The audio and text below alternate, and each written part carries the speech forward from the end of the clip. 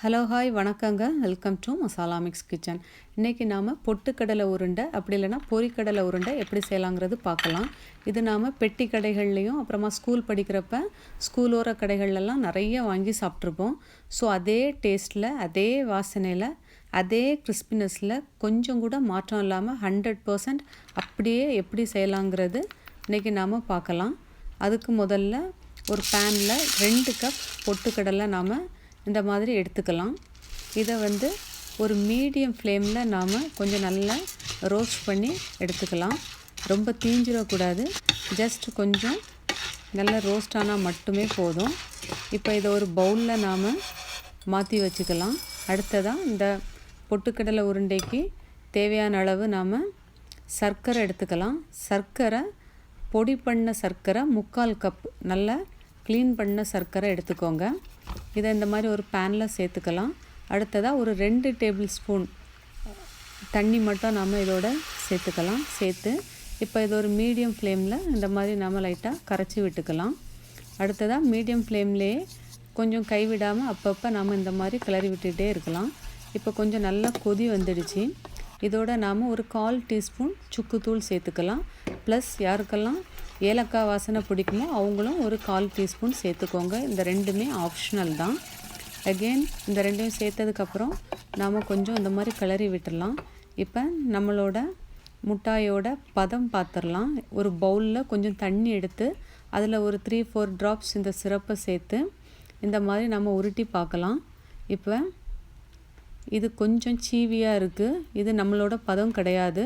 இந்த மாதிரி பதத்தில் நம்ம சேர்த்தோன்னா இது பல்லு இடுக்குலலாம் போய் நல்லா ஒட்டி உட்காந்துக்கும். ஸோ இது நம்மளோட பதம் கிடையாது. அடுத்ததாக ஒரு 3 மினிட்ஸ் மீடியம் ஃப்ளேமில் வச்சு கிளறி விட்டுட்டு அகெயின் நாம் அதே மாதிரி பார்க்கலாம். இப்போ இது 2ஆக உடையணும். நம்ம உடையிறப்ப கிளாஸ் மாதிரி டப்புன்னு இது உடையணும். இதுதான் நம்மளோட பர்ஃபெக்டான பதம். இப்போ நாம் ஃப்ளேமை ஆஃப் பண்ணிடலாம். ஆஃப் பண்ணதுக்கப்புறம் ரோஸ்ட் பண்ணி வச்சுருந்த நம்மளோட பொட்டுக்கடலையை இதோடு சேர்த்து அந்த சர்க்கரையோட பாகு எல்லா இடமும் படுறது மாதிரி இந்த மாதிரி நல்லா கிளறி விட்டுருங்க. இப்போ ஒரு பவுலில் கொஞ்சம் தண்ணியில் நம்மளோட கையை லைட்டாக நனைச்சிட்டு இந்த மாதிரி நாம் உருண்டை பிடிக்க ஆரம்பிச்சிடலாம். இது தண்ணி வேண்டான்னு நினைக்கிறவங்க கொஞ்சமாக கீ இல்லைன்னா ஆயில் கையில் நம்ம அப்ளை பண்ணிவிட்டு அகெயின் இந்த மாதிரி ஒன்று ஒன்றா உருண்டை பிடிச்சிக்கலாம். உங்களுக்கு சைஸ் எவ்வளோக்கு வேணுமோ அந்த சைஸில் நீங்கள் பிடிச்சிக்கலாம். ஆனால் கொஞ்சம் சின்ன சைஸாக இருந்தால் பார்க்குறதுக்கும் நல்லாயிருக்கும், சாப்பிட்றதுக்கும் நல்லாயிருக்கும். ஸோ ஒன்று ஒன்றா இந்த மாதிரி நம்ம பிடிச்சிடலாம். இது ரொம்ப சூடாலாம் இருக்காது. பார்க்குறதுக்கு தான் கொஞ்சம் பயமாக இருந்த மாதிரி இருக்கும். பட் அப்படியெல்லாம் ஒன்றும் கிடையாது. ஜஸ்ட்டு தண்ணியில் கையை லைட்டாக அலசிக்கிட்டு இந்த மாதிரி பிடிச்சிங்கன்னா வந்துடும். ஆனால் கொஞ்சம் சூடாக இருக்கும்போது பிடிச்சிங்கன்னா தான் இது வரும்.